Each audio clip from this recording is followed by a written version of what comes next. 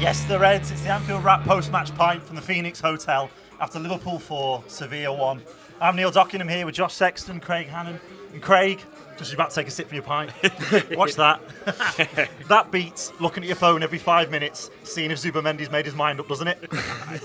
Yeah, back to the football. I was really excited about that, actually. Like, it was the kind of performance I sort of hoped we'd see from Arne Slot's Liverpool, because a lot been talked about is, this new build-up play and how Liverpool are going to be more controlled, and suddenly Liverpool are 3-0 up, and it just happens like that, and it's 3 brilliant moves, it's 3 great goals, and you can really sort of see, on one hand, you can see the new style of build-up play. You can see sort of refined patterns of play that they've obviously been working on in training, and we could see on the US tour as well. Like, that was the kind of moves that they were working on. But also a couple of really direct goals as well. Yeah, like, really and that's what I really liked about it. There's so much to be excited about, and obviously Diogo Jota, keep him fit at any cost. It's a great goal. That moment when he went down was one of the worst moments of my life. I think it was terrible. It nearly ruined the whole day, didn't it? He always gives us one of those, doesn't it? But just a really enjoyable day watching Liverpool at the end of what's been a really successful pre-season. Well, it's not the end. There's another game after this, of course. But at the end, being able to watch it as fans on the ground, that was it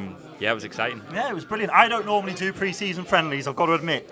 I think the last one I did, Rafa Benitez was wearing his jeans and Craig Bellamy scored at Wrexham. So that's how long it is since I've been a pre-season game. But I really enjoyed that today. One, because I've got to look at the new football we're going to be playing. Yeah. But also for him and Slot to experience Anfield for the first time you Never Walk Alone rang out, to have that familiarity with the players. I said to Craig a minute ago, I just wish that had been the first game of the season. We'd got a 4-1 win in the back pocket. And the weather being brilliant as well. It feels like the sun really shone on Anfield today, and Slot got his name sung. I'm sure he'd be made up with that. And it's a funny thing, really, isn't it? Because he's not the sort of passionate spiritual leader that Jurgen Klopp is, and I don't think we wanted that.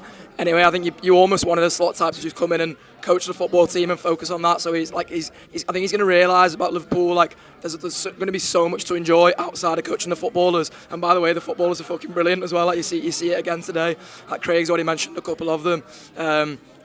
We look so consummate at the moment, all the pre-season games. I'm like you, I don't tend to engage with it on the whole, but I was dead excited by the idea of this one, getting to see Slot's first one at Anfield, and just dead excited in general to get a bit of an idea of what this football team's looking like. So I've watched quite a lot of the ones over this summer.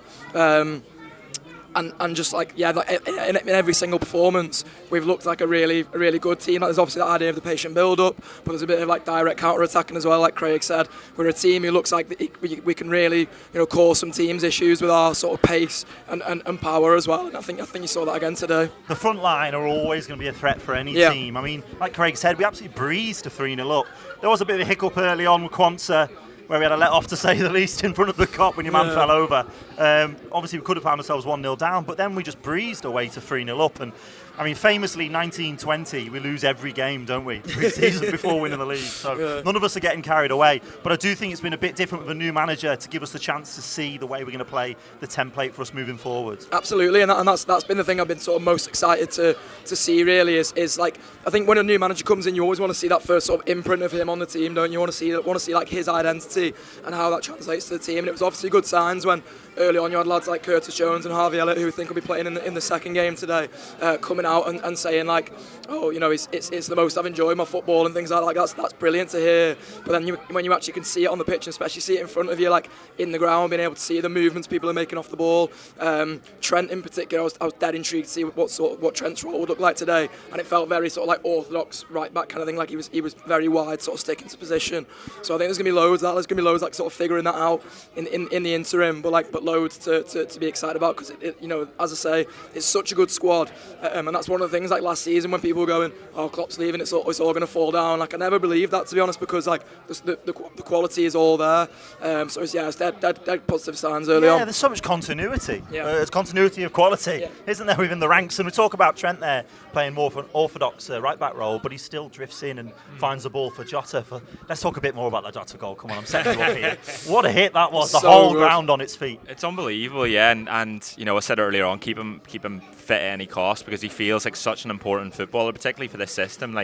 Obviously the first pre-season game against Betis, we couldn't play with the number 9, and then Jota comes back from the Euros and even the goal's brilliant. Him in the build-up play for, I think it's the second goal, is great. It's so Jota wrestling with the defender, releasing it.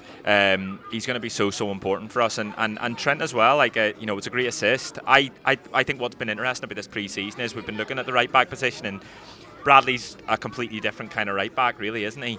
And so through the first sort of 3 games in America, you were looking at a full back at right back that's bombing on and overlapping, and we were constantly talking about, Arne Slot's going to be asking his full backs to be doing this. That looked like what they were doing in training.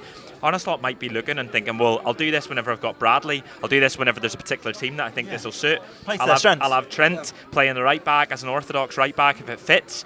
And if actually we're playing against a team where he thinks that him drifting inside will really help, then I think we're looking for something that Arne Slot actually doesn't have yet. I think he's going to decide it's going to be like a game-by-game basis because he has so many options. Neil Atkinson said one of the things he said was, Trent's not a problem, he's a solution to more problems. And I really like that.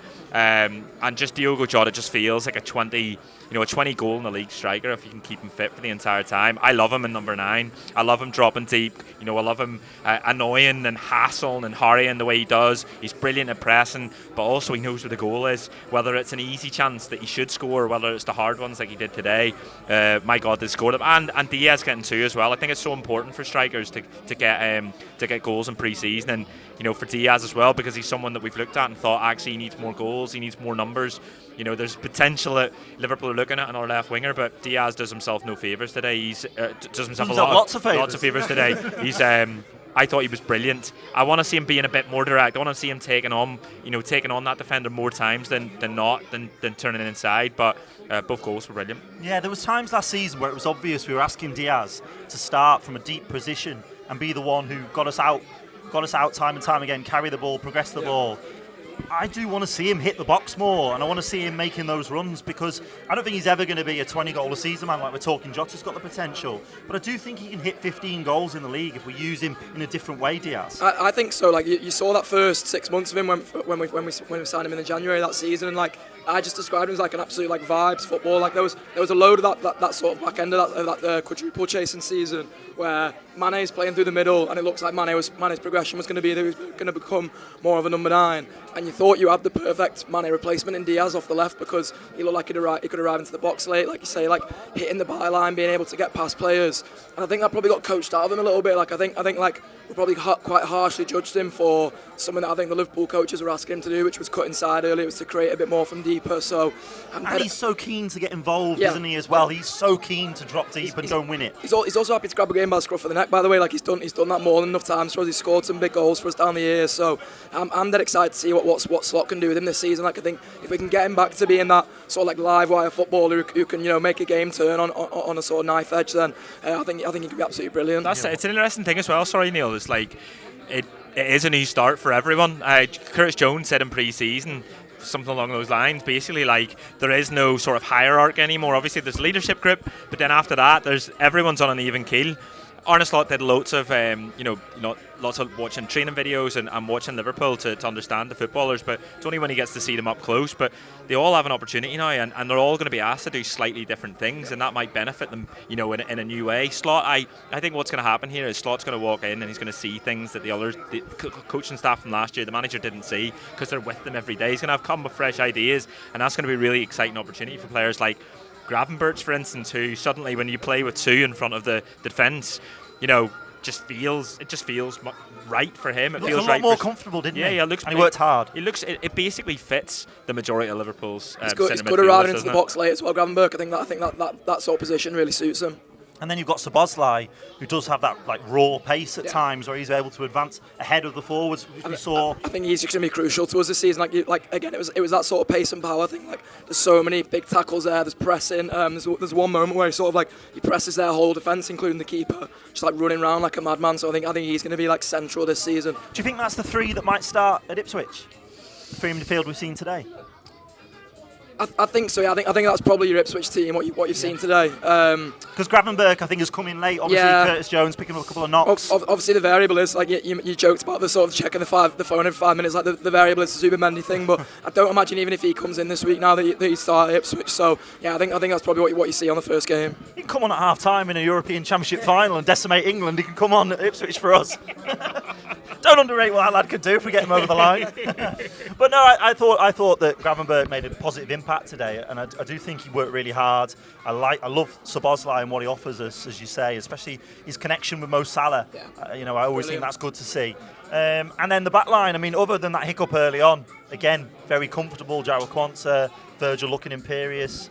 Really exciting, isn't it, going into this season? Because it's a strange one. Normally when you get a new manager in, so much needs changing, so much needs overhauling. You want to see like a mass exodus. But we're in this beautiful position where we had a league title challenge that fell short with a great manager, with a great squad. And you're looking at them now and you're saying there's no reason they can't go again. No, massively, and that's what the manager's been saying since he come in. He's been talking about this isn't, there's no sort of transition period. He's come in to win because this team is set up to win. If we can get a couple of signings over the line, particularly the one that we're all waiting for here. I'm sick of reading that wee prick's journal. I don't want to know how much you're sweating over the move, lad. Just get it done. I know someone needs to send him the weather here and tell him it's like this all the time. If we can do that, and that's. Having a squad like we have means that whenever they go out and look for these players, they're just belters. They need to be better than what we've already got, and obviously they're looking at Zubimendi and thinking that that's the case. I'd rather Jones in there than Gravenberch, but Gravenberch is such a presence. He is a press-resistant footballer, and that's exactly what they want in that position. And Zubimendi, even if he did sign this week, you just don't see a world in which he starts the next one and maybe the next couple. It might even be one where you get to the other side of the international break. But loads of opportunity options. For Gravenberch that as well, isn't it? Massively, and that feels like one where the manager knows him in that they've been in the same league before. He probably known him from he's a Dutch national team fan. He's mentioned that a couple of times in interviews. So it might be one of those where he's looked at him and gone, he's going to be a real player for me. I know exactly what I'm going to do with him. That's exciting. Curtis Jones puts in a good performance today. It's against Las Palmas, whatever. If he does that, there might be something that they look at there. But there's loads of options, and like I say, Elliott had a brilliant pre-season, really, really good in that 10. He was another player that the change in midfield just seemed to suit. Suddenly, he's just a pure 10. You'll feel aggrieved, looking at the team sheet next week if he's not started. But we've got loads of options. If I'm Trainioni, I'm marching my way down to the manager's office, banging on that door, saying, "What about me, lads?" It's so hard not to get carried away by footballers like him, isn't it? Like what a pre-season he's had. He's so exciting. Everything you've seen from him so far, like he just looks like years above his age. The finish today is brilliant. I mean, all the goals are brilliant in their own way. It's such a nice finish. He just comes on again and looks like he slots right in, which like when you're a lad who's just turned 17 is incredible, really, to see him looking so at home in what we're all saying is such a brilliant Liverpool team. I'm so excited by him. I'm gonna get really carried away by him, I think. Was he playing on the left when he came on there today? Because in America he was playing as one of the two in front of the defenders, and so. They obviously think, and also there was training videos early on the season, pre-season, where players were trying to get it off him, and they just couldn't get it off him, and he was in a really deep lying midfield position. So they obviously think he's got enough quality all over the pitch that they can just put him in and give him minutes here and there. I love what Van Dijk does with celebration as well. We onto that, where so he did like a little bit of a celebration. Van Dijk threw him back and went do a better one. Van Dijk said, "You caught one more than that. You caught one more." And we've seen young players like Cade Gordon come in, and Cade Gordon scores in the FA Cup, and you get really excited about him, and then it doesn't quite work out because of injuries. And so we know these young players need luck. They need to have the right sort of like mindset, which it looks and sounds like Trainioni does, and they need opportunities, but it looks as if he's going to get opportunities, so it's up to him to take them. Yeah, I mean, that finish though, just to talk about it a little bit more, on the half volley, that is one of the hardest skills in football, isn't it? Yeah. And it's so calm, it's such a sweet strike. Honestly, I think one of the things that gets me most excited about young players when they make it look effortless. Like, it doesn't look as if they're having to put everything in it. It's not blood and thunder. It's not they're trying really hard. It's that everything they do is effortless. And that was Trainioni in the game against Betis when he played. So watching him, just thinking he looks like he should be like a 40 million new signing that we've made, but he's not. He's just turned 17 in June. And the fact that they put him, again, when we signed him, it was touted that he was a forward, and then we're playing him in the two in front of the midfield. Then he's playing on the left today. Then he gets the goal on the left. really, really excited. You'll often see on BT Sport when they want someone to talk about a finish, they'll cut to Michael Owen because they know that he's got the experience and the pedigree, and that's why I turn to you. Thank then. you. I need a man with a sweet foot. Yeah, no, he's None taken. Sorry, Josh. Yeah, no, agreed. You made the right choice. But yeah, it was a stunning goal. It really was a stunning goal, and it capped off a great performance. I have to say, Sevilla's goal wasn't bad either. That was a postage stamp of a hit. I'm sad you came to me for that one because I missed it. By the way, to the toilet. I chose the exact right moment to go to the toilet. The keeper, the lad who came on, Yaros, is massive, isn't he? Like, I couldn't believe how big he is. Like, he's so like wide. Well, you're saying that because me and Josh went to a youth tournament when he was about 15, and it was Liverpool, one of Liverpool's youth teams. We went over to it in Stuttgart, and Yaros was the goalkeeper. He's actually the only one that's ended up still being here at this stage. I think he got player of the tournament in that as well because Liverpool won it. But here he is coming on for Liverpool. Obviously, he was at the Euros with Czech Republic. That'll be welcome to Liverpool, by the way, in terms of being able to let Adrian go. And I think he'd be homegrown because he's been with Liverpool long enough. So. Opens up a space. Yeah, it really does. Today, opening up space, opening up opportunity. That's the thing for me. I just look at this team and I just think there's no limit to what they can achieve. No. And with a new manager coming in, maybe that sounds like getting carried away, but I just look at them. There's so much quality across the front line, and I think about the players that weren't involved today. The players who still aren't back, like Darwin Núñez. Who knows what he's going to bring to this team this season? He knows. Your guess is as good as mine. Whether or not he'll be allowed to play. I think his guess is as good as yours. Yeah. But there's so much about this team, so much about the squad, and then at the heart of it, you've got that nucleus of leaders, of proven winners. Your Virgil van Dijk still imperious today, just strolling about the place. Alisson in goal, Mo Salah we've barely even touched upon today. He was unfortunate not to bag at least one or two, Mo, but he saves it for when it counts. It doesn't affect his stats, does it, scoring in friendly? And by the way, like, we're talking about these footballs going up another level as well. Like, you're talking about all the players who've like been quality for Liverpool for so long there. And I found myself this summer going, Slot coming in might just unlock Salah a bit more. Yeah, it might having a bit more structure in the midfield might mean that he can get in behind teams a bit more because we sort of bring teams onto us and stuff. So I'm so excited by like everything we've seen from pre-season so far. Definitely ready for the real thing to start. But like the quality, like you say, is everywhere. It's all over the pitch. There's so many exciting footballers and so many footballers who can like take it up another level as well. And like I'm so excited to see that in the Premier League this season. There's opportunities in the team, and also there's opportunities in the market as well. And if we can get the one over the line this week, it'll be massive in terms of just giving everyone an even bigger lift. I think usually in pre-season, the results don't matter that much, but I think this pre-season it did, because I think we all need this. We all need to buy into the new manager, and we need the players to buy into his new way of thinking, and it seems as if they are,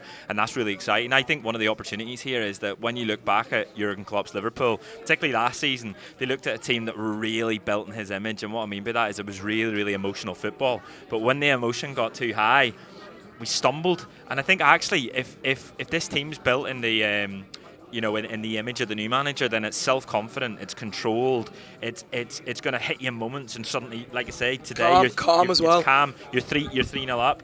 I was watching the game and I was like, that just happened out of nowhere, and that's what I want to see from this Liverpool team. I want to see that over and over again, because that's how you win a league title. That's how you win trophies. That's how you're successful over a period of time.